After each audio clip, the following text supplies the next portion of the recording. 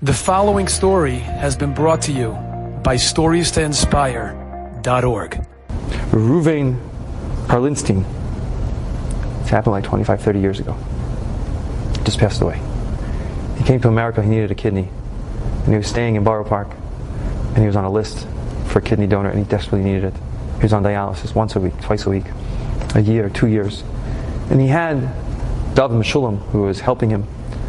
And this Dov Meshulam, who was an Askin, said, Rabbi, I'll be honest with you, it's not working. Maybe it makes sense to go to San Francisco. There's a big hospital there, you wait online. Let's go to San Francisco. He says, what's that? It's in California, and we'll stay in a hotel there, and we'll stay there for a little while. But we need to have a phone, because what if there's a donor?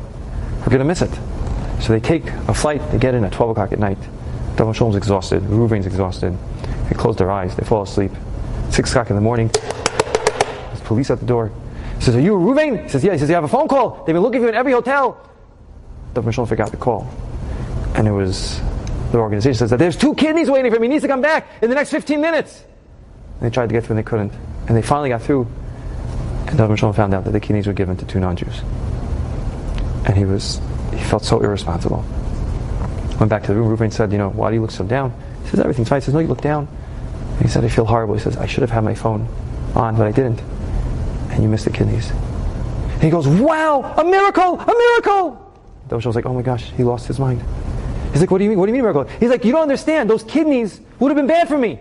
So Hashem had to send me to San Francisco, and he had to make sure that the phone was off, and he had to make sure that he wouldn't get these kidneys. This is unbelievable. And he calls his family, he says, I have to tell you the nace, the miracle. And Hashem's like, you got a kidney? He's like, no, even better, I lost 2 kidneys. They're like, what? He's like, you don't understand, these kidneys weren't for me. And he says, you don't know what could have happened. Thank God, Baruch Hashem. And they went back to New York. A few months later, Reuven found the kidney. And he lived 30 more years. And Dov Meshulam said that how he was proven correct. The 2 non-Jews who got the kidneys, they both died in 6 weeks. The kidneys were flawed inside, and they were automatically going to be rejected by the body.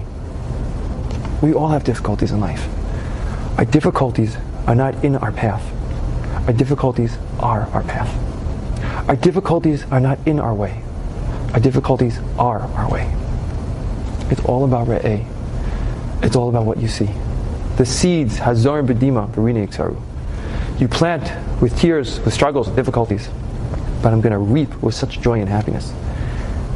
It all depends on Re'iyah. It all depends on Elul. Getting ready for Rosh Hashanah. To see Hashem, to accept Hashem, to believe in Hashem, to want Hashem. That's Malchios.